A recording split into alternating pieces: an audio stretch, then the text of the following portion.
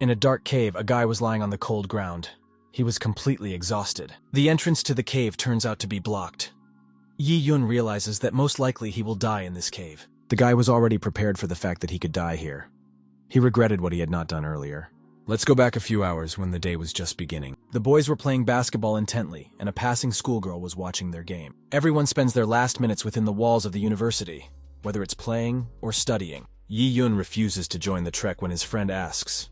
He adds that there will be a lot of beautiful girls there. Yi Yun thinks about the girl and continues to lie in bed. The guy adds that this girl will also go hiking, and Yi Yun quickly gets out of bed. The girl and her friends meet Yi Yun on the train, surprised that he still came. Yi Yun stands next to the girl, realizing that this distance between them is quite suitable. And it's enough for Yun to just watch the girl next to him like that. Walking up the mountain, a girl asks for help taking her picture. The girl sits on a rock, asking Yi Yun to take a picture so that her legs appear longer in the photo. Yi Yun lies down frustratedly, remembering the past. He is definitely sure that he liked this girl. He gets up and sits down, realizing how stupid he is. Yi Yun realizes that he shouldn't have given in to the pressure and gone to the mountain.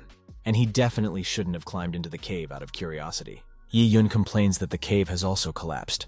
Something starts to glow brightly beside him. Yi Yun notices the glow from behind and reaches for the object. He picks it up. His heart starts pounding, and Yi Yun no longer feels the same pain from before. The crystal begins to glow brighter, and Yi Yun feels his body absorb the item. A girl sits on her knees near a small grave. Tears are streaming down the girl's cheeks. The girl sits in front of Yi Yun's brother's grave, which she erected herself with tears. Yi Yun quickly woke up in his new appearance, realizing that it's hard for him to breathe because the oxygen level is extremely low and he can't stay there for long. He tries to hold his breath for a while. He thought he had survived, but once again he was in a bad situation. Yi Yun hears someone crying and realizes that he still has hope for life. Yi Yun banged on the wooden lid, calling for help. The sister hears her brother's voice and quickly picks herself up, calming down. He tearfully tries to dig up the ground with a small stick. She picks up a larger board, diligently digging out her brother. Tears are streaming down her sister's cheeks. She starts raking the earth with her hands. She pulls her brother out of the coffin. Yi Yun holds onto his chest and breathes in heavily for the air that was sorely lacking underground. The sister looks at her brother stunned and then rushes to him for a hug. Yi Yun doesn't realize at first what kind of girl is hugging him right now. The older sister hugs Yi Yun tightly and says that she thought she would never see her brother Yi Yun again. Yi Yun looks at his sister, turning to her. Suddenly he notices that his voice has changed a lot. Yi Yun shifts his gaze to his hands, completely unrecognizing them. He is thrown into horror when he notices that his hands have gotten smaller than usual. The sister pulls away from her brother and suggests he go home. A noise deep in the forest caused the birds to fly fearfully from the branches. The sister realizes something bad is going to happen, so she grabs her brother's hand. She quickly runs away with Yi Yun into the distance away from danger. A huge monster confidently runs after them, wanting to catch them. He stops and loses sight of them. Yi Yun wants to ask about the monster, but his sister asks him to be quiet. The sister watches the monster's movements carefully, hiding with her brother behind a large tree. The monster approaches their location and Yi Yun crouches down fearfully. The monster moves away, and a man sits on his head, looking around. Yi Yun realizes that he has definitely entered another world. After coming home, his sister tells Yi Yun how he fell off a cliff while he was picking herbs. Everyone thought he was dead. Yi Yun eats at the table, listening to her sister how sad she was that she completely forgot to call a doctor to check on her brother and just made a grave for him. Yi Yun finishes her portion, and her sister talks about how even thousands of needles won't help her repent for this act. Yi Yun smilingly turns to her sister and says that she should be kinder to herself. After all, it's not all her fault. Yi Yun peeks into her plate, wondering why her sister isn't eating. She says she had already eaten before she came to his grave. The sister looked at Yi Yun, about to find out what happened when brother was distracted. Yi Yun laughs lightly and motions the plate of food to his sister, asking for his sister to finish it for him since he's full in just 3 bites. The sister smiles and says she really isn't hungry. She adds that there will be food distribution tomorrow and she can get a piece of meat. She says she will cook this meat for her brother, as it is good for the body. Yi Yun looks out the window where it is already night outside.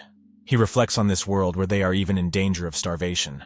Yi Yun sighed, saying that if he could become someone strong, then there would be no need to worry that Zhang Xiaozhou or he would be hungry. Suddenly Yi Yun's heart starts pounding again. He notices that the purple crystal has merged with his heart. The crystal begins to absorb starlight to replenish energy. Yi Yun realizes that there is clearly something wrong with this crystal. It has already gotten dark. Zhang Xiaozhou is sitting by the fire near the tree. There's a lot of arrows near her. What she's doing. She rubs her eyes tiredly and sighs. Yi Xiao steps on one arrow, breaking it. His sister notices his brother and asks why he came, since he has only recently woken up and needs to rest.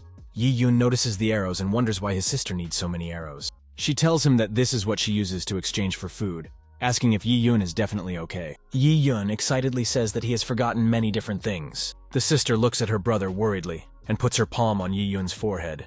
Yi Yun says that everything is fine and tries to reassure his sister. Yi Yun sits down opposite Jun Xiaozhou, dismantling her arrows. He picks up an arrow and says he doesn't remember things about this world. Yi Yun asks her sister to tell her about this world. She raises her gaze and replies that what concerns this world, she will not be able to finish even after a whole night of conversation. She ties the arrows and says she'll start the story with them. She tells me that their world revolves around fighting and martial arts. In this world, people have their own cities and camps. Everywhere there are domains of wild and aggressive monsters. Whatever people do, be it farming or hunting, monsters can attack at any time. Because of these monsters, people have limited freedom, so materials are scarce for the people at the bottom. Without the protection of high-ranked warriors, the people in the camps and villages would be exterminated by the monsters overnight. Sister says their tribe is small, lacking highly ranked warriors, and could be wiped out at any time. The food that the Lian tribe can produce and gather is very limited.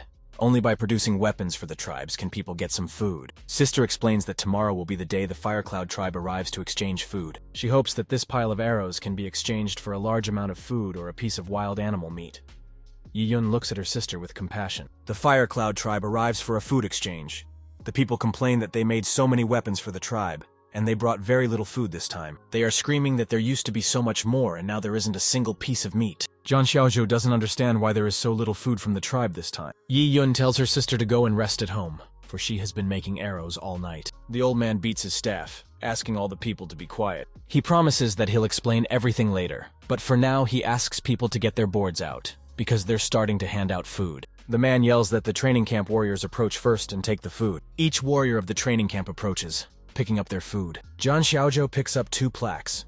The man says that each man goes to eat in order, sticking to the ranks. A bag of food is thrown to each man. Zhang Xiaozhou worriedly notices that the food is almost over. The last man cleared 5 planks, taking his food. Guy says the third-ranking man will receive 8 planks and 1 sack of food. There are very few bags of food left around his feet. People are concerned about such a small amount of food. Zhang Xiaozhou cradles the planks, hoping that she can get some food. The old man asks Wang Lun to go get some spare food from the storage room, and asks the others to come up for food. Zhang Xiaozhou and the rest of the people start running to get food, knocking Yi Yun off his feet. Wang Lun orders people to take their time and get in line to get their food one at a time. He sternly shouts that if people disobey, they will be punished. The line of people is moving little by little. Everyone is getting food. Zhang Xiaozhou's turn comes up and she hands over 2 plaques. She gets a sack of largesse by looking into it. She grudgingly wonders why she got so little, since it doesn't even equate to 10% of her work. Wang Lun squats down, talking about the rules.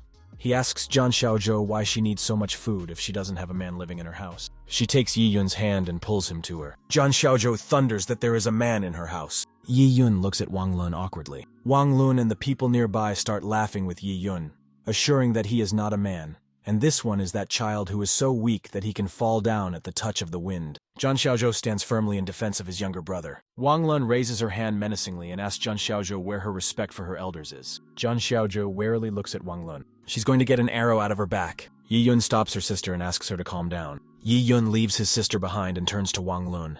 He claims that Wang Lun is a strong warrior and there is no reason for him to fight the girl. Angry, Wang Lun says that how dare Yi Yun get in his way. Zhang Xiaozhou wants to stop her brother, but he tells her not to worry, because he knows what he's doing. He bows down and apologizes for his sister's actions. Wang Lun is slightly relieved that Yi Yun understands everything. Yi Yun awkwardly wants to ask Wang Lun something. He says his sister brought 2 links of arrows and, according to the tribe's rules, the amount of food should be more than they received. Wang Lun mockingly claims that his fists are the rules, as he says so be it. People who are unhappy with the situation are watching them. Yi Yun politely says that Wang Lun needs to think about and other people for a while. People support Yi Yun, wanting an explanation as to why there is so little food this time. Wang Lun sternly replies to the peasants to shut up now. People are expressing all their dissatisfaction to Wang Lun. Yi Yun notices how Wang Lun is confused. After all, it is hard to go against the voice of the people. A voice is heard from the crowd that he is ready to give all explanations if people are willing. People immediately look back, noticing the person behind them. Walking behind the crowd is young Master Lian Chengyu. Mr. Lian Chengyu approaches Yi Yun. Lian Chengyu says that Yi Yun is not bad.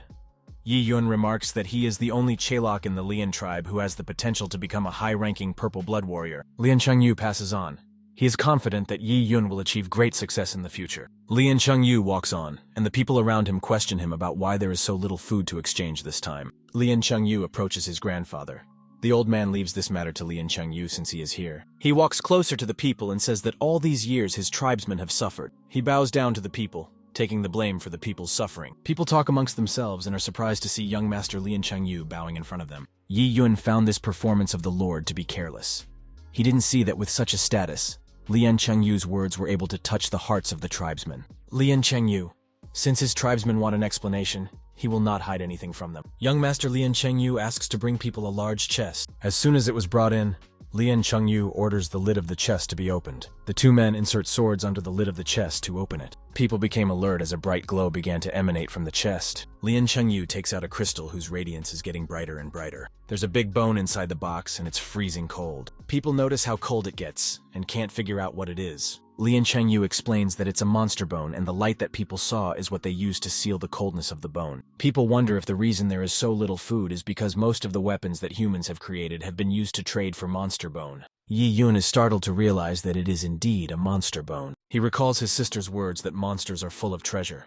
Their meat serves as food, and their skin and teeth can be turned into armor and weapons. Zhang Xiaozhou said that the most valuable thing about monsters was hidden in their bones. She explains that the bone essence can help warriors break through the realm, open up key vessels, and improve blood circulation. Yi Yun realizes that monster bones are so valuable even if they are a small part of the monster itself. Lian Chengyu realizes that people are worried about hunger and relief.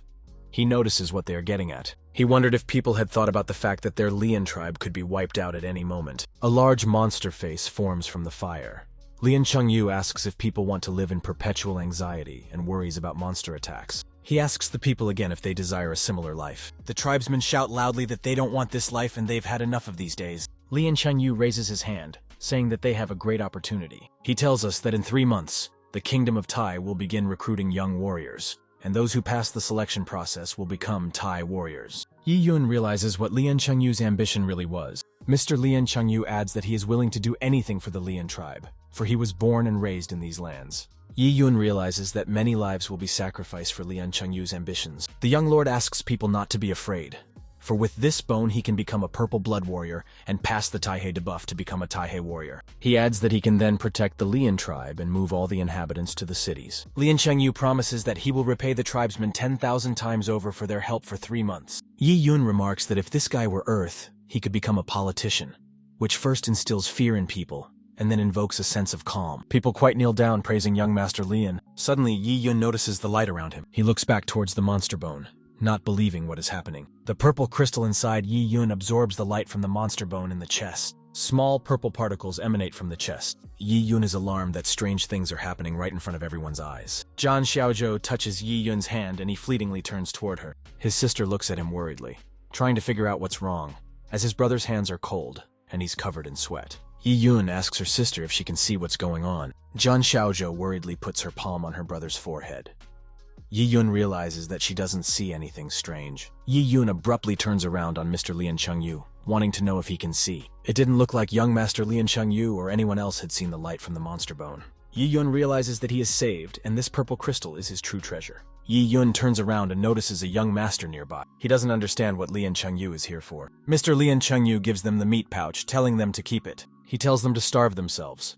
If they don't have enough, they can come to the young master for more. Lian Chengyu puts his hand on Yi Yun's shoulder, noticing how nervous he is. He tells Yi Yun that he should bear some of his sister's burden and not make her overwork herself. Lian Chengyu turns to Zhang Xiaozhou, saying that they can contact him at any time if there are any problems. Yi Yun realizes that Lian Chengyu has impure intentions for Zhang Xiaozhou's sister. 2 warriors pick up the chest with the monster bone, gathering to carry it away. Yi Yun notices that the connection between the crystal and the monster bone has broken. He realizes he needs to try something else. Zhang Xiaozhou walks with his brother towards the house and notices the serious expression on his brother's face, wondering what is plaguing him. Yi Yun wants to talk about Lian Chengyu, but sister quickly puts in her own word, saying that he's not just scary. She tells her brother that people's true sides are often hidden in places they can't see. She asks Yi Yun not to fall for it.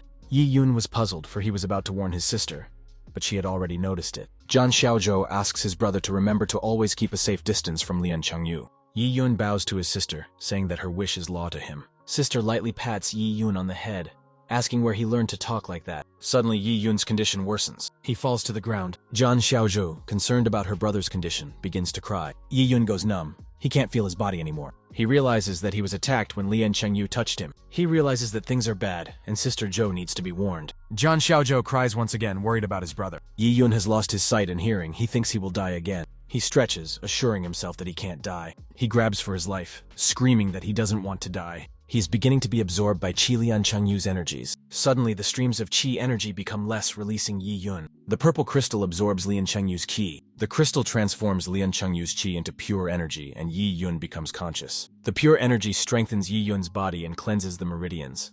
This is called strengthening the tendons. The purple crystal completely absorbs Lian Chengyu's Qi, strengthening Yi Yun. The girl is whipped on the back with a strong swing of the whip. The girl falls to the ground.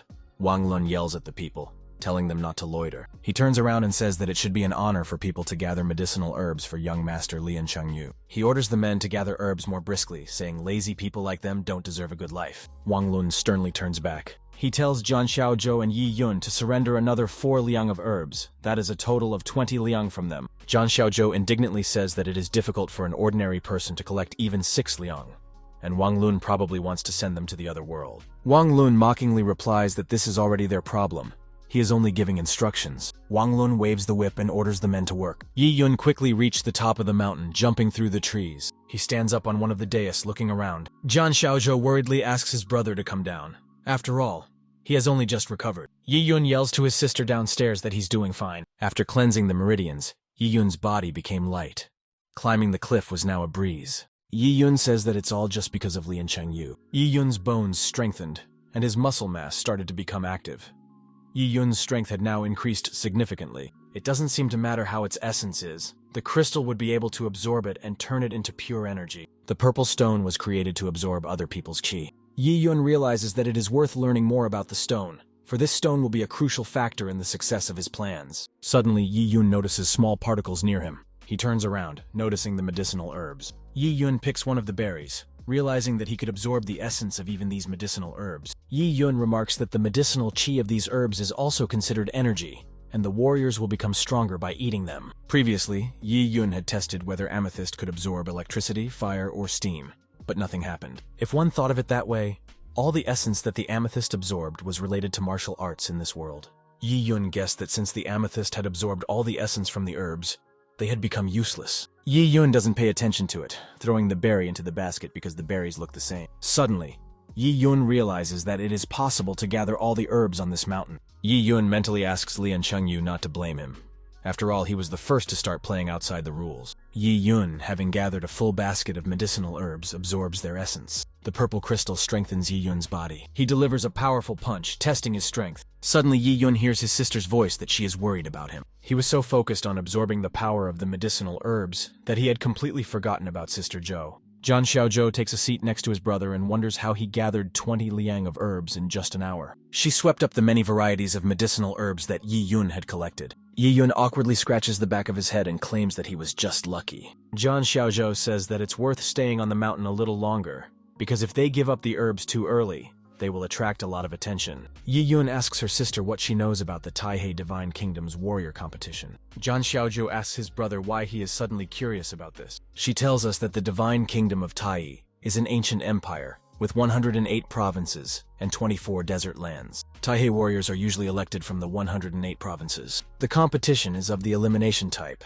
The weak are eliminated, only the best of the best remain. Among them, the strongest warriors are chosen to enter the Tai Palace and given access to the treasures for cultivation and secret techniques of the empire. Zhang Xiaozhou says, this time the Divine Taihei Kingdom will give the tribes a chance to fight for a place under the sun. Yi Yun keeps hearing about martial arts discussed by people. He asks his sister how many stages there are in martial arts. Sister takes a plaque of water, replying that there is no limit as such. She talks about the lowest rank, the Mortal Blood tier, which has 5 levels. After the Purple Blood level, the rest of the levels are formed. And this is not the limit of developmental possibilities, which speaks to the boundless possibilities of martial arts. Yi Yun is surprised and asks how Sister Zhou knows about all this. Zhang Xiaozhou says this knowledge was passed down to her by her mother, and she has read books. so she's pretty good at it. John Xiaozhou remarks that Yi Yun really forgot about many of the things she told him. Yi Yun wants to know from his sister if it's true that when Lian Chengyu is talented as a Taihei warrior, he will be able to take the tribe to the city. Sister, after drinking some water, says that only the best people are allowed into the city, and it is not a fact that Lian Chengyu will be able to get permission. John Xiaozhou wondered why Yi Yun was questioning her about all this. Yi Yun laughs lightly and assures his sister that he just wanted to know more. Yi Yun hopes that his sister will live a happy life, and that all adversity will pass her by. He will try his best to do everything he can for her to achieve this goal. John Xiaozhou is surprised to see such concern for his brother and his attitude. They sit on the rock together and the wind picks up little by little. The sister smiles sweetly at her brother and is happy for his goals. She will eagerly give the fulfillment of her brother's dream. A training session at the Lian tribe's training camp is taking place. Instructor Yao keeps an eye on the fighters. The fighters produce the movements of the Tiger Dragon Fist. Instructor Yao asks the fighters to stop asking what they are doing. He points at people and says, "Tiger Dragon Fist is a basic martial arts skill, but it can be perfected." The instructor approaches one of the warriors, stating that they are only mimicking the movements without understanding the technique itself. Yi Yun sits in the bushes, realizing that if he wants to get rid of Lian Chengyu's threat, he needs to become stronger. He ponders that cultivation in this world is impossible without secret martial arts techniques. Sadly, due to the lack of resources in the barren lands, Yi Yun is left to study martial arts in secret, and Yunyu realizes that his dignity has been completely stomped into the dirt. Instructor Yao tells the warriors not to underestimate the Tiger Dragon Fist, for all warriors are required to learn this technique. The instructor tells the warriors to rejoice that they are allowed to learn one of the best martial arts in perfecting their bodies. He tells us that martial arts serve as a basis for cultivation if they are. The instructor adds that if warriors reach proficiency in the Tiger Dragon Fist technique,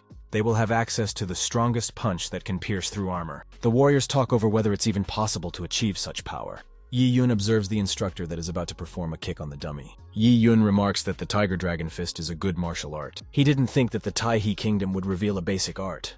The leader of the empire reminds him of a savior saint or something. Instructor Yao delivers a punch, aiming his fist at the dummy. He broke the thick wooden mannequin with one powerful blow. The warriors clap enthusiastically at Instructor Yao. The instructor explains that this technique is called Tiger Descending from the Mountains, and it uses to develop muscles. He says the dummy was broken by his muscle power, not his fist.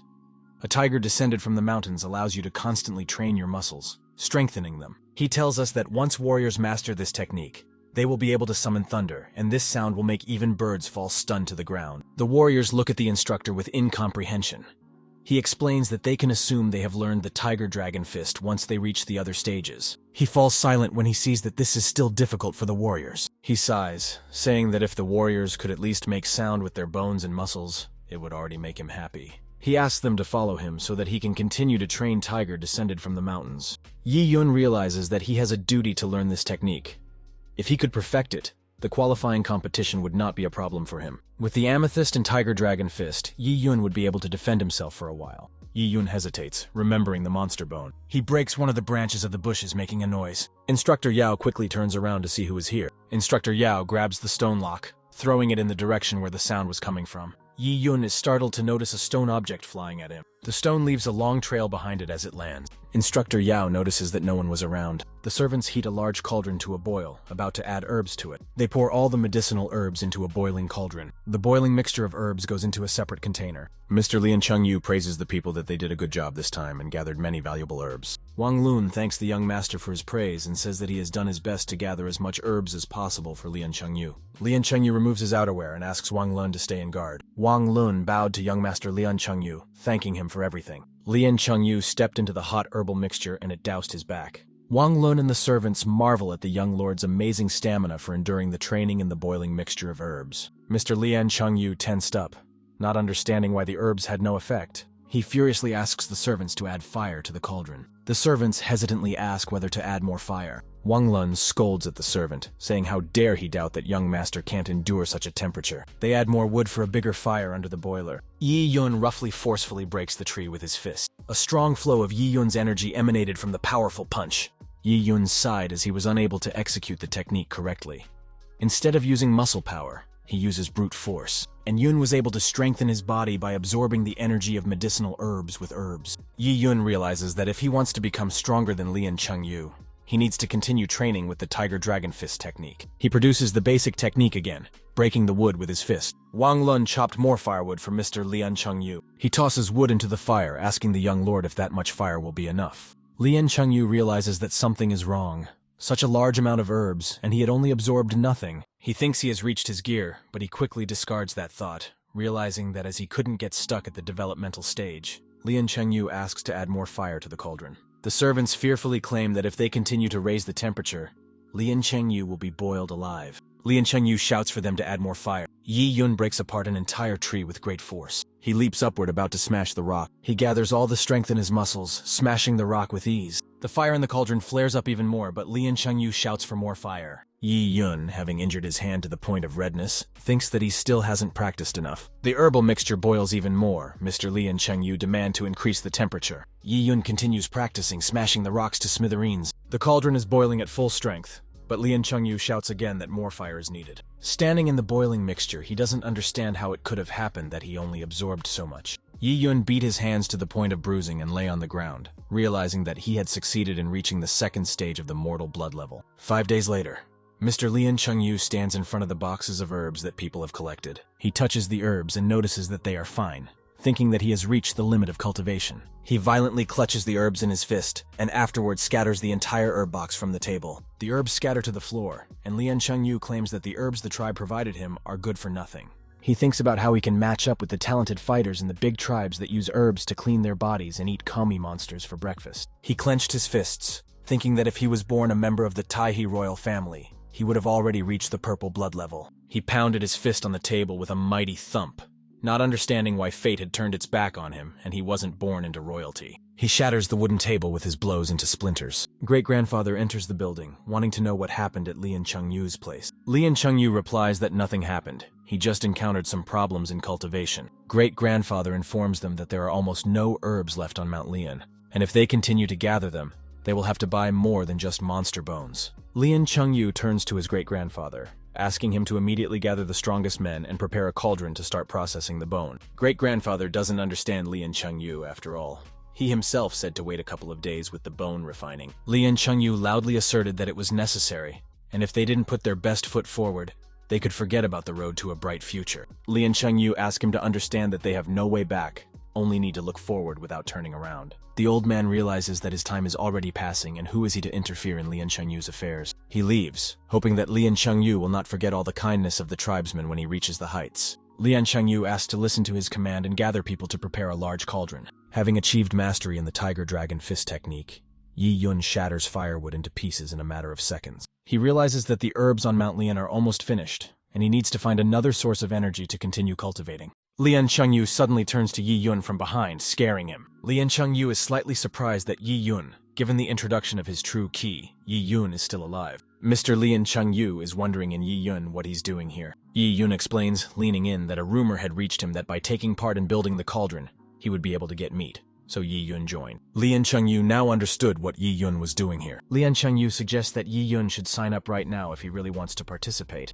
Yi Yun awkwardly explains that Elder Xiao said that he was forbidden to take part in the construction without reaching the second stage. Lian Chengyu laughs, making an exception for Yi Yun, allowing him to participate in the construction. Yi Yun cheerfully clarifies if he will be allowed to participate in the monster bone cooking.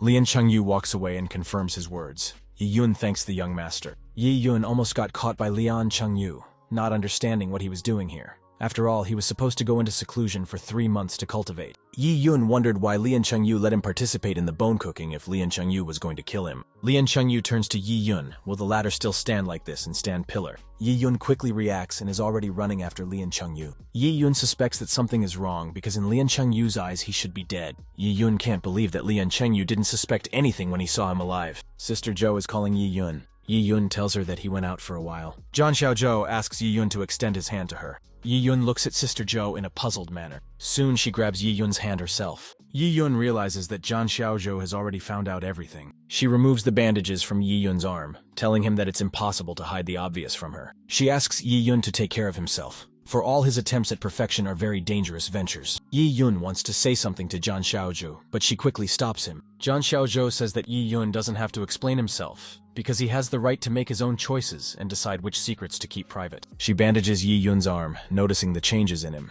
But one fact remains the same. She is family with him. Jian Xiaozhou escorts Yi Yun to cook the monster bone, telling him to be careful. Yi Yun is surprised at this kind of concern from sister Jian Xiaozhou. The warrior touches Yi Yun's shoulder while addressing him. He tells Yi Yun to take an axe, chop wood, and don't think there will be any indulgences for him. The servants are unhappily surprised that Yi Yun is still so young and is helping to brew the monster bone with them. The warrior remarks that if it wasn't for the young master, there wouldn't even be 10 people like Yi Yun. In the burning cauldron, the monster bone is actively boiling. Yi Yun throws wood into the fire and ponders why Lian Chengyu let him believe the monster bone. Whatever intentions Lian Chengyu had, Yi Yun wouldn't miss the chance to absorb the bone energy. It activates the amethyst gaze to absorb the bone's energy. It absorbs pure energy. Last time Yi Yun stood too far away from the bone to absorb its energy. He notices the blue grains of sand, thinking they are also raw energy from the monster's bone. The grains of sand dissolved, and Yi Yun thinks they were absorbed by those people. After overcoming the second stage of the Blood Death level, Yi Yun had the ability to control the absorption ability of the amethyst. Yi Yun doesn't know what use the blue sand grains have, but the purple amethyst can absorb any type of energy. He will try to absorb these particles as it suddenly becomes cold. Yi Yun realizes that the blue grains of sand are harmful energy. Otherwise, it wouldn't be so aggressive. The crystal is so powerful that it can absorb even cold, poisonous energy. The crystal transforms energy into pure, wholesome qi, nourishing Yi Yun's body. Yi Yun remembers the people while looking at them. Yi Yun wondered why they couldn't feel anything if the blue grains of sand were absorbed into their bodies. Yi Yun suspects that sensitivity is the problem. He fears that the frost poison will begin to fill people's bodies, and when it reaches its limit, it will lead them to imminent death. Yi Yun now understood why Lian Chengyu had allowed him to participate in the refining process without too many questions. He chopped wood, thinking of how Lian Chengyu would be stuck in the barren lands for the rest of his life. Yi Yun splits the tree and is surprised by his own abilities. As expected, the absorbed bone essence allowed Yi Yun to break through to the thunder stage of the mortal blood level in a couple of days. Yi Yun was confident that at this rate, he would be able to reach the purple blood level before the competition even began. Yi Yun's shift is about to come to collect medicinal herbs, so he decides to keep practicing. He walks past the crowd. He notices the crowd wondering what's going on there. Yi Yun walks up to Auntie and asks her what's wrong. She tells him that the elder is handing out healing pills for the sick. Auntie tells him that everyone who took part in the bone boiling has caught the disease.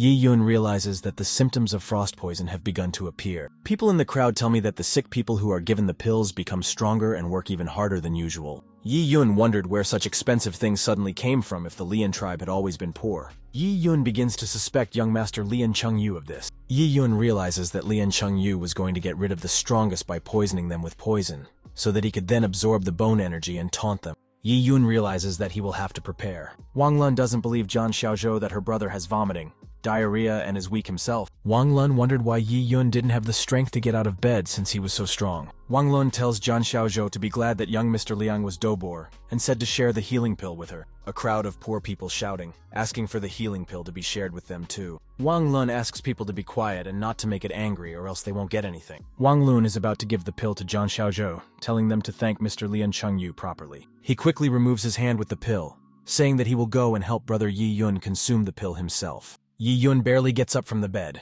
noticing that Jian Xiaozhou has come with Wang Lun. Wang Lun instantly covers his nose when he smells an unpleasant odor. The pill falls on the bed.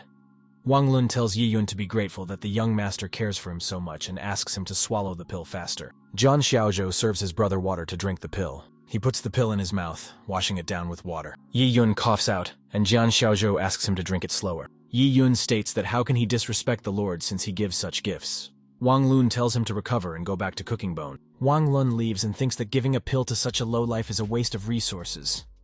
Yi Yun thanks Wang Lun. Yi Yun spits out the pill into the handkerchief, realizing that it is definitely not medicine but poison. The pills contain a drug that stimulates the human body to fight the ice cream poison.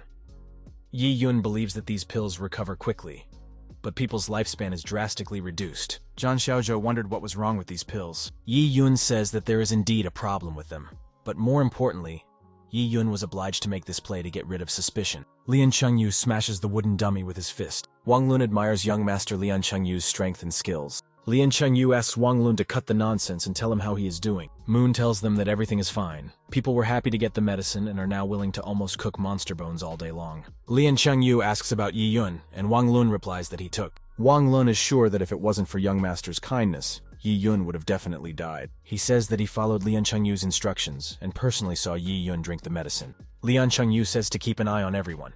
because the closer they get to the bone-boiling result, the more important it is to not make any mistakes. Wang Lun will get a good reward if everything goes well. He breaks the mug and adds that Wang Lun will pay with his own head if he fails. Wang Lun bows to the young master, saying that he will not sleep a wink day or night, and will not let Lian Chengyu down. Auntie is happy when a healthy Yi Yun comes to see her. Yi Yun explains to her that thanks to Lian Chengyu's magic medicine, he was able to recover so quickly. Auntie tells me that her family also wanted to participate in the recycling of the monster bone, but unfortunately it didn't work out. Yi Yun laughs and wants to share a piece of meat with Auntie Wang on behalf of her family. Auntie can't agree to this and accept such a gift. After all, it was already difficult for Yi Yun to receive it. Yi Yun notices how thanks to such kindness, Auntie Wang, there is still hope for a bright future in this tribe. Yi Yun thanks and puts a piece of meat in Auntie's hands, but she says she can't accept this precious meat. Yi Yun quickly runs away, and after handing over the meat, he says that it's already time for him to run to cook the monster bone. She looks puzzled at Yi Yun's footsteps and calls out to him. Auntie smiles, thanking Yi Yun when he had already run away. He walks along thinking that since Lian Chengyu has run out of ideas, it's his time. 15 days have passed since then. Yi Yun leaps up, climbing towards the cliffs. He produces a tiger descending from the mountains kick, shattering the rock. The birds fly out of the trees and Yi Yun lands softly on his feet. Around him are many feathers from the birds that flew off the branches after Yi Yun's strike. Yi Yun's punch was now like lightning from the heavens, and his fists had reached the next level of technique. Yi Yun was glad that he would finally be able to use what Yao Yuan called tendon strength, without any problems. In the past 15 days, Yi Yun had been secretly learning techniques. His strength was growing very fast, and the thunder stage had completely stabilized. He clenches his fist, saying that it's time to try and open up the rest of his chakras and move on to stage 4. Yi Yun thinks about it once more, looking forward uncertainly. He sits on the ground, believing it's all thanks to his amethyst. Yi Yun reflects that everyone has chakras, but they are usually blocked.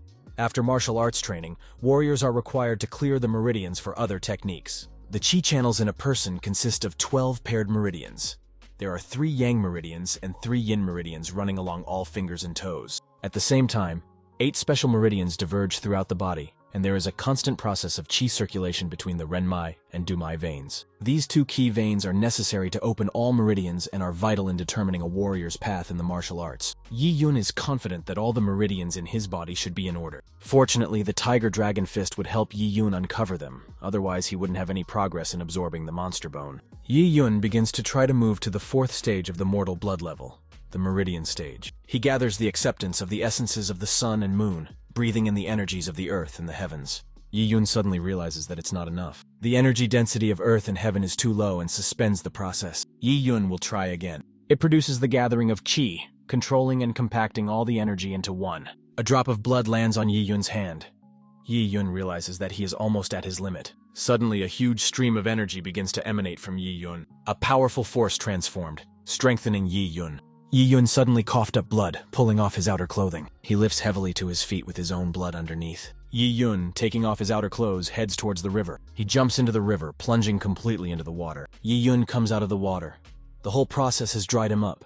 Yi Yun decides that he needs to consolidate the result. He listens, sensing a 4th level hearing. Looking closely, Yi Yun's vision had become level 4. Yi Yun realizes that the energy has no problem gathering in his body. Yi Yun, solidifying the result, the density was certain that he had advanced to the 4th stage of the mortal blood level, the meridian stage. Lots of people gathered for an important event. Yi Yun notices a giant beast and a man with a big sword. Yi Yun remembers this man when he first entered this world. Yi Yun asks his sister if she knows this man.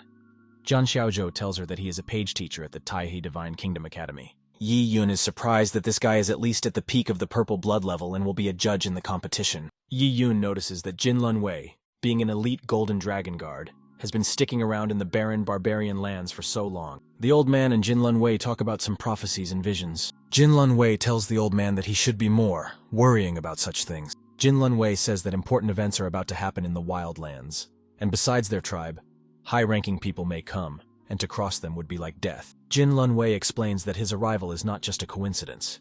He's going to select 30 young talents to study the royal martial arts. People are surprised that expert Jin Lun Wei wants to train them. He will personally select the candidates for training, and those who do not pass the selection may not even try to go to the competition. Jin Lun Wei tells people to build that do be his temporary disciples. People ran to line up at Jin Lun Wei's order. They stand evenly in front of Jin Lun Wei. Lian Chengyu asks Jin Lun Wei to take a look at the applicants and adds that he too wants to become one of his disciples. Jin Lun Wei asks Lian Chengyu what his cultivation level is. He has reached the limit of the mortal blood level and is one step away from the purple blood stage. Jin Lun Wei is surprised that given that Lian Chengyu was born in barren lands, he was able to reach such heights. He accepts Lian Chengyu as a disciple and Lian Chengyu thanks him. Jin Lun Wei examines the crowd not far away from him. He asks if there are any more people who wish to participate in the Taihe Divine Realm competition. Tired people in the crowd, silent. Lian Chengyu explains that all the martial arts practitioners of their tribe have already gathered here, and the rest are just commoners. Yi Yun apologizes and walks through the crowd. Jian Xiaozhou looked at her brother in surprise. Yi Yun stepped forward. The greatly surprised Jian Xiaozhou fell silent. Lian Chengyu and Wang Lun are just as unpleasantly surprised. Wang Lun shouted at Yi Yun. What was he forgetting here and whether he had lost his mind? Yi Yun says he's here to participate. People are watching Yi Yun in surprise. Yi Yun glances towards Lian Chengyu. Lian Chengyu and Yi Yun's gazes crossed unhappily. Lian Chengyu calls Yi Yun an obnoxious servant and sternly tells him to get away. Yi Yun remarks that if he is weak, it would be correct to call him a slave. But then if Mr. Lian meets a stronger person, he will also become a slave. He asks young master Lian Chengyu if he agrees with him. Lian Chengyu is angry, not understanding how this boy dares to mock him. Jin Lun Wei agrees with Yi Yun's words, wondering if anyone in the barbarian tribes would choose to say such a thing. Jin Lun Wei tells Yi Yun to come over and he will check to see if Yi Yun is fit to learn. Yi Yun leaves and gets in formation with the others. Wang Lun scoffs at Yi Yun, claiming that he will only embarrass himself. Jin Lun Wei walks towards the formation, stopping beside each one. He places a hand on the warrior's shoulder, testing how much he will absorb of his ki. He realizes that the man only drank 10% of his ki. The people of the wild plains have as little strength as a cat. Jin Lun Wei goes further, saying that men do not have the right body structure to learn martial arts. He tests each one, disappointedly turning them down. People are surprised that Mr. Jin is so strict. He has already denied half of them training in less than 4 hours. Jian Xiaozhou is concerned about her brother. Yi Yun turns to his sister, telling her not to worry, for everything will be fine. Wang Lun mocks Yi Yun once again. Yi Yun confidently tells him that he was minding his own business and not bothering him. Wang Lun and the warriors nearby once again sternly address Yi Yun, mocking his abilities. Wang Lun abruptly shut up and straightened up as Mr. Jin Lun Wei appeared in front of him. He tells Wang Lun that he barely passed the minimum bar. Wang Lun thanks Jin Lun Wei. It's Yi Yun's turn, and Jin Lun Wei stands in front of him. Lian Chengyu is already prepared to see Yi Yun's face plunged into the mud. Jin Lun Wei can't tell Yi Yun's level with a glance. He asks if Yi Yun has practiced martial arts before and confirms Yi Yun has. Wang Lun claims that Yi Yun is lying and has never practiced. Yi Yun says that he has passed by the training ground and observed the lessons many times. The warriors laugh at Yi Yun for secretly repeating martial arts techniques after them. Mr. Jin Lun Wei touches Yi Yun's shoulder and is surprised by his strength. The purple crystal absorbs Jin Lun Wei's chi energy. Jin Lun Wei makes sure that Yi Yun has completely absorbed the chi energy. He tells Yi Yun that the latter is extremely good, even peerless. Jin Lun Wei didn't think it was pleasing to make a genius with a flawless vessel. Everyone around is surprised when Jin Lun talks about the flawless vessel and calls Yi Yun a genius. Jin Lun Wei says that Yi Yun has a flawless vessel that manifests itself unrivaled. The kits should have been given to the amethyst so as not to arouse suspicion. Everyone takes a couple steps away from Yi Yun in surprise. Yi Yun realizes that he will have to accept the title of genius. People are surprised that Yi Yun is being praised so much, thinking it's impossible. Mr. Lian Chengyu doesn't believe that this lowlife, Yi Yun, is a flawless vessel and a genius. Wang Lun awkwardly asks Jin Lun Wei if he has confused Yi Yun with someone else. Jin Lun Wei asks how Wang Lun dares to doubt his words. Jin Lun Wei would be reluctant to accept most for training, after all. They were born in a poor and barren land. He's asking those who've qualified to gather here for the day. The training will be tough. The old man suggests that Jin Lun Wei stay for dinner, for they have prepared a table for him. Jin Lun Wei climbs up on his monster, saying that he doesn't have time for this. He leaves and is sure to be back here the next day. The warriors resent how Yi Yun can be better than them. They think he's just extremely lucky. Wang Lun to tell Yi Yun not to be conceited, or else he will know his anger. Yi Yun asks Wang Lun if he didn't promise to eat the tree if Yi Yun was accepted as a disciple. Wang Lun abruptly stops talking and pulls away from Yi Yun. Yi Yun turns to the other warriors, remembering their words and communication. Yi Yun hangs around in front of young Master Lian, addressing him. Yi Yun asks if he can no longer participate in the monster bone cooking since he needs to improve in martial arts. Lian Chengyu grimly allows him to say that martial arts are very important. Yi Yun holds up the plates and asks Sister Jian Xiaozhou if she knows what a flawless vessel is. She explains that possessing a flawless vessel means that your body absorbs ki energy perfectly.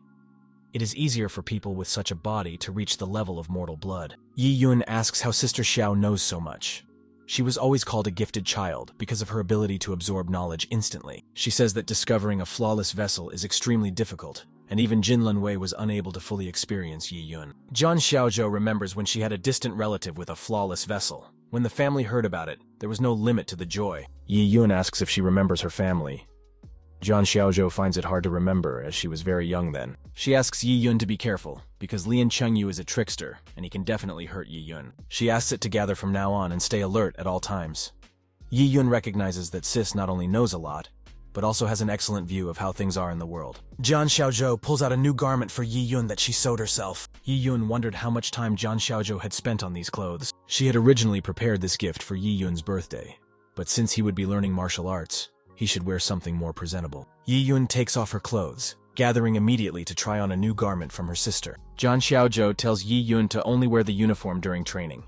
Yi Yun can't wait to wear this uniform anymore. Wang Lun and the others notice Yi Yun, asking if he can lift a 4-pound stone castle, or if he should be given a smaller weight. Yi Yun points to the side and says that Mr. Jin Lun Wei is already here. Jin Lun Wei walks along with young master Lian Chengyu.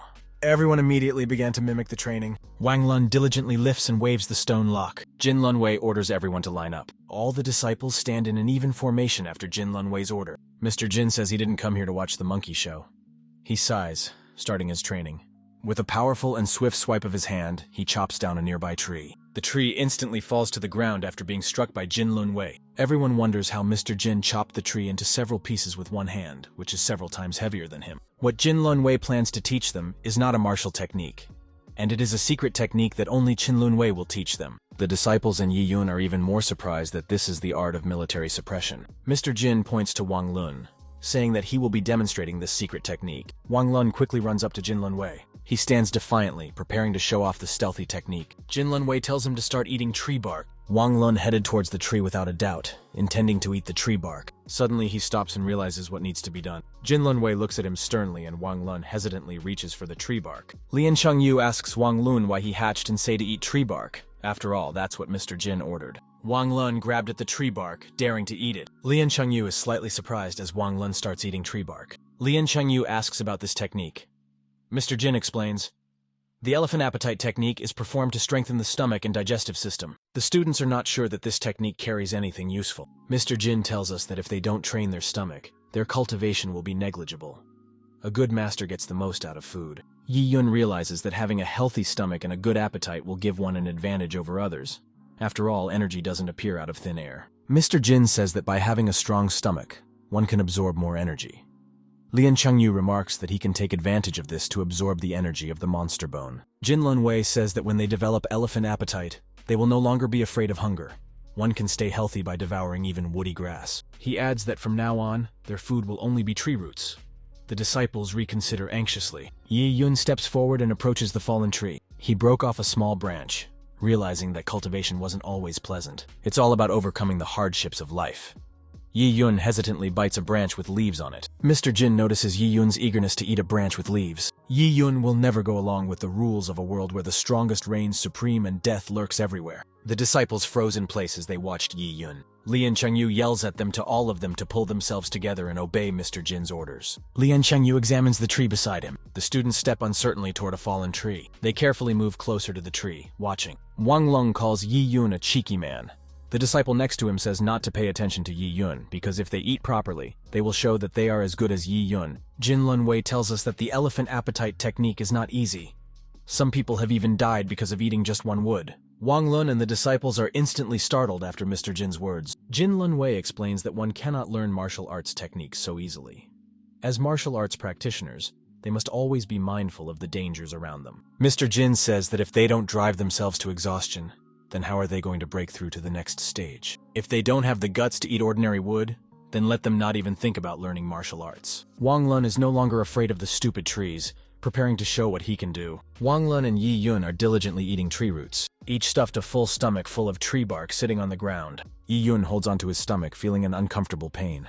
Jin Lun Wei asks to follow him and repeat exactly what he will do. Mr. Jin makes a ring of energy with his hands and makes 12 quick movements in different directions. He stands up straight after a martial arts technique is done. He explains that this is what the 12 steps of the elephant appetite technique looks like. Mr. Jin says it's their turn now. If they do well, there will be no problem absorbing energy from the wood. The disciples show their displeasure. Wang Lun has a question.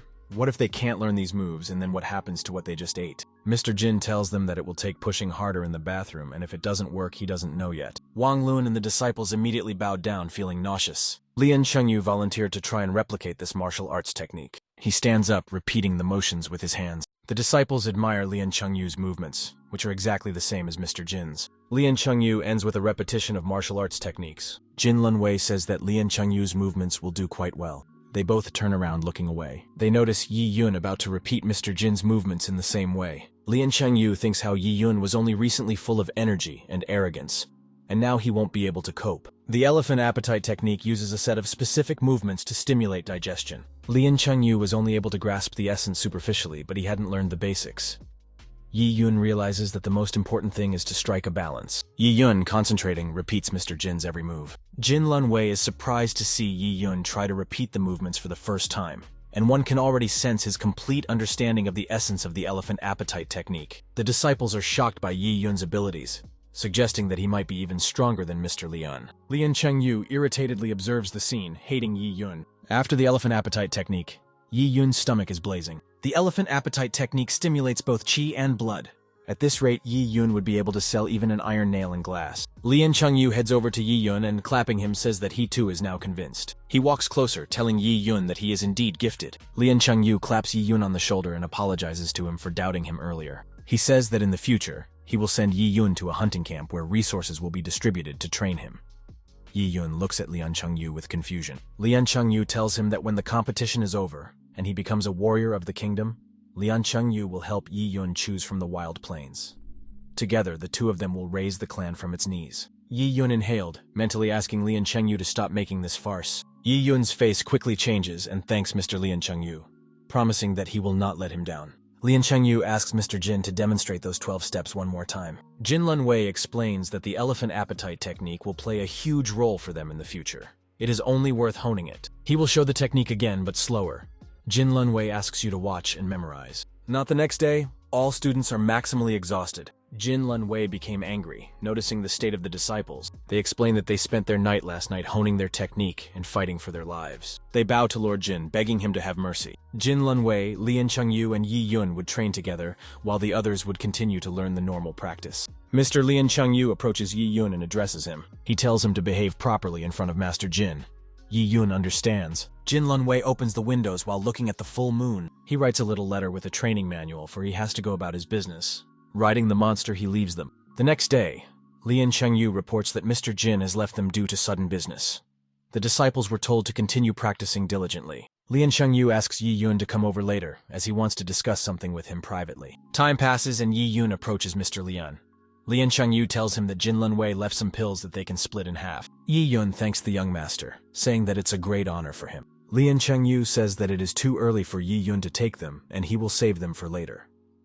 Lian Chengyu helps Yi Yun reach the second level of mortal blood after cooking the monster bone and gives him the pills afterwards. Yi Yun hangs around in front of the young master, saying that he will never forget his kindness and will definitely pay him back in full. Lian Chengyu states that it's all for the future of the Lian tribe, so one must endeavor for the sake of their people. Lian Chengyu suggests engaging in daily monster bone brewing control. Yi Yun promises that he will do the right thing.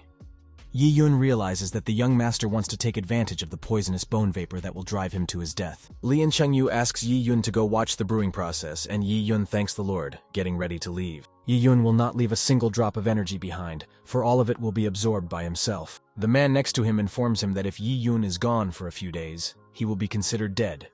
Yi Yun hasn't replenished his energy for a couple of days, and he's hungry. He walks up the steps to the cauldron where the monster's bone is boiling. Lian Chengyu is too impatient, so Yi Yun should break through to the next level as soon as possible. You get ready. He tells you to begin the energy absorption process. Yi Yun's amethyst begins to absorb the pure energy of the monster bone. The crystal finishes nourishing the energy and strengthening Yi Yun's body. Yi Yun starts to bleed, but he finally absorbs it all without a trace.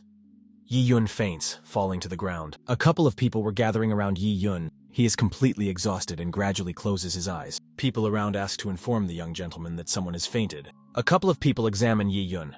Yi Yun regains consciousness and feels terrible pain, not realizing what has happened. He opens his eyes, which have changed color. Yi Yun notices the man that is about to look at Yi Yun's condition. The passerby asks that someone be sent to inform young Mr. Liang. The guy touches Yi Yun's shoulder, but after quickly withdrawing his hand, feeling the heat, He gently rolls Yi Yun over onto his back. Yi Yun's eyes turned bright orange.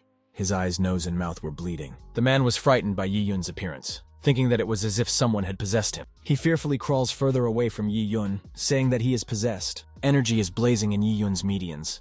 He doesn't realize if it's because of the tension in his body or because of the amethyst. Yi Yun feels like he's about to explode. Yi Yun realizes that as soon as Lian Chengyu appears, he's screwed. Yi Yun, barely moving, wants to escape as soon as possible. He rises, walking past people. People really do think he's possessed now. They notice that Yi Yun doesn't have much left to live for, so they decide it's best to leave him alone. Young Master Lian Chengyu comes to young Master Lian Chengyu with good news for him. He is told that the laborers found Yi Yun bleeding from every crevice. Lian Chengyu is happy about this news, and wonders how come there is so much trouble with Yi Yun. The guy next to him confidently suggests that the young master feed Yi Yun's body to the dogs to unwind. Lian Chengyu slaps the one on the back of his head, saying that he doesn't want Mr. Jin to scold them upon their return. Lian Chengyu wants to see Yi Yun die, so he asks to hire someone to bring Yi Yun to him. The boy bows to the young master, saying that all his orders will be obeyed. Lian Chengyu asks him to remember to inform Yi Yun's sister about it. Besides, he wants to talk about something. The boy supports the master's idea. Yi Yun is struggling to walk somewhere. There is something wrong with his eyes, he can't see anything. Yi Yun's eyes felt like flames were everywhere. Yi Yun, walking little by little, reaches the end of the road where the river is farther away. Jian Xiaozhou looks back when someone addresses her. She wondered what was wrong since Mr. Lian had asked her to tell her something. The man reports that the young gentleman is simply to say that something has happened to her brother. He tells her that her brother seems to be possessed by a spirit and is bleeding all over. Jian Xiaozhou gets scared after hearing the stranger's words. He tearfully rises from the bench, dropping the basket of yarn. The guy yells after her to keep it up. Jian Xiaozhou runs in the bloody footsteps of Yi Yun's brother, crying. She notices her brother at the edge of the shore that she's about to fall into the water. She shouts after him. The man was worried that Jian Xiaozhou was going to commit suicide too. Yi Yun falls forward exhaustedly, ignoring her sister's calls. Yi Yun falls into the river. Jian Xiaozhou didn't get to him in time to save him, and Yun is carried by the strong current further down the river. Yi Yun wants to turn to Sister Xiaozhou, but the current is already taking him down. Jian Xiaozhou falls to the ground, unable to believe that she had lost her brother again. Guy finds her sighing, for he thought he almost missed Jian Xiaozhou. He sits down next to Jian Xiaozhou and tells her to just be patient until her brother's body is found. He wonders what the young master is going to do with Jian Xiaozhou. Jian Xiaozhou cries worriedly and quietly calls out to his brother Yi Yun. Lian Chengyu is standing beside many graves. In his hands is a purple crystal that glows slightly in the dark. Wang Lun runs to young Master Lian. He has finally tracked everything down for Lian Chengyu. Lian Chengyu quickly hides the crystal when he hears someone else's voice. Wang Lun reports that the appearance of the frost poison has stirred up the entire tribe now. He adds that no one is even willing to look for Yi Yun's body. Lian Chengyu resents Wang Lun for invading the tribe's cemetery just for the sake of it. The subordinate kneels down and begs Lian Chengyu for forgiveness. Lian Chengyu hints that there will be no more problems if the person responsible for all of this pays with his life. Wang Lun says that Lian Chengyu's plan is excellent as always, and he completely understands everything. Wang Lun adds that Yi Yun's young sister would make an excellent servant for Lian Chengyu. Young Mr. Liang says that this is a valid point. Lian Chengyu knocks Wang Lun down, chopping the bamboo around him. Young Master Lian Chengyu strictly orders the man to move away. Lian Chengyu asks his parents to forgive him, for they will avenge them. He chose the hard way, but asking his mother and father to wait for him. Wang Lun walks out of the cemetery, shrinking in pain. Yao Yuan meets him, noting that he really dared to sneak into the tribe's graveyard to find Lian Chengyu. Lian Chengyu notices that Teacher Yao has arrived here as well. Yao Yuan has something to tell Lian Chengyu. Lian Chengyu says that Yi Yun's remains have not been found, and this time the situation is very different from the fate of Lian Chengyu's parents. If Lian Chengyu were to dig a grave for Yi Yun, an empty coffin would have to be buried. Yao Yuan recalled that it had been 10 years since Lian Chengyu's grandfather had lost 2 people of their tribe. Since then, the old man had become completely indifferent to the residents. Instructor Yao says that for the sake of his own breakthrough, Lian Chengyu decided to sacrifice many lives. He explains that because of Lian Chengyu's jealousy, the innocent Yi Yun died and his sister fell into his dirty hands. It's a shame for Lian Chengyu's parents. During the wild calamity when Teacher Yao visited his tribe, Lian Chengyu was there with his parents. After all, they were the ones who had saved Lian Chengyu's life. Lian Chengyu says that Teacher Yao himself saw Lian Chengyu's parents swallowed by a beast.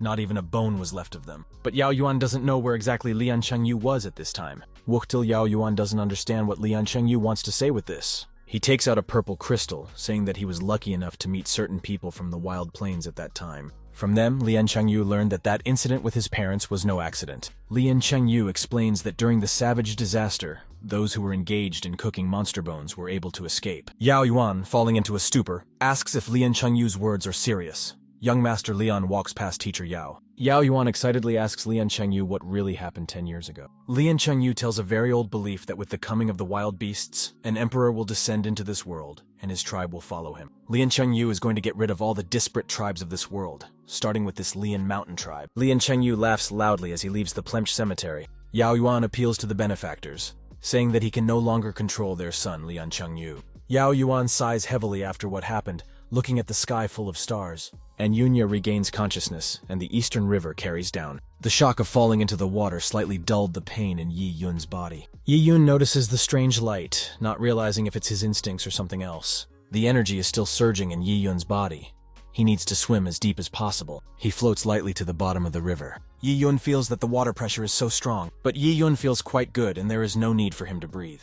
Yi Yun sits at the bottom of the river. He needs to channel all his energy straight down the meridians. After finishing, Yi Yun will wonder what he should do next. He looks at his hands and thinks about strengthening his body with the Tiger Dragon Fist technique. Afterward, he gets the idea to take advantage of the elephant's appetite to speed up the absorption of excess energy. He's still considering practicing with the high pressure in mind. Yi Yun feels a pleasant current flowing through him. Yi Yun abruptly recalls Sister Xiaozhou. There was a sudden prickling in Yi Yun's chest. Yi Yun doesn't realize what's going on at first. Yi Yun's emotions caused his own heart to contract, causing the energy circulating in his body to stagnate. Yi Yun should make a gust before he returned, and then Yi Yun would be able to protect Jian Xiaozhou. And Yun needs to get rid of disturbing thoughts and put his best foot forward, distributing energy throughout his body and to the amethyst. Yi Yun is undergoing unity with the Tao, or more correctly, unity with water. Yi Yun chose the best path for himself.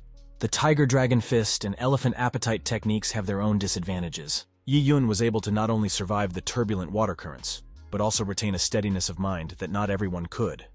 By combining techniques, he entered a state that few mortals could awaken. Yi Yun has a formless and perfect unity with the world. Small-sized man turns to the pretty girl next to him. He tells her it's time for the next step. Well, friends, I don't know about you, but I enjoyed this manhwa.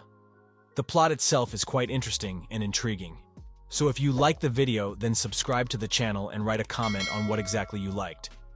And for a new part of this work, let's collect 1,000 likes under this video. All the best. See you soon.